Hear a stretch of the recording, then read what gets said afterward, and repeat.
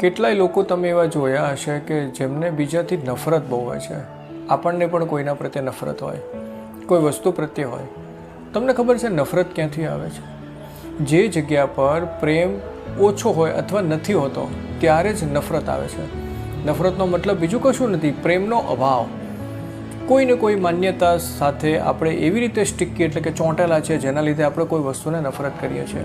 આપણી સાથે બનેલી કોઈ ઘટના કે જે આપણને નથી ગમી અથવા આપણી માન્યતા અનુસાર એ વસ્તુ નથી થતી તો આપણને ત્યાંથી નફરત થાય છે.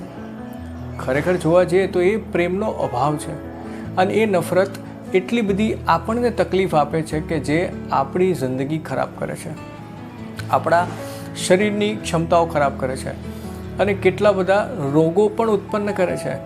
પણ છતાં પણ આપણે એ સમજવાની કોશિશ નથી કરતા, બસ નફરત કર્યા જ જઈએ છીએ, કર્યા જ જઈએ છીએ. ક્યાર સુધી કરશો? એક સમય થાકી જશો અને ઉંમરના એક પડાવ પર પછી તમને એવો અફસોસ પણ થશે કે આના કરતાં છોડી દીધું હોત તો સારું હતું. તો એ સમજણ આજે નહીં તો કાલે આવવાની તો છે જ. તો ઉંમરના એ પડાવે અફસોસ થાય એના કરતાં અત્યારથી જ એ નફરત છોડી અને ખરેખર આપણે શેના માટે આ પૃથ્વી પર આવ્યા છીએ એ યાદ કરીને આપણું કામ કરવાનું શરૂ કરીએ તો જિંદગી ખૂબ બેટર બને. અને આપણું કલ્યાણ આપણે જાતે કરવાનું છે. કોઈ બહારથી આવીને આપણું કલ્યાણ કરી જશે એની કોઈ ગેરંટી નથી. ખુશ રહેજો, મજા કરજો.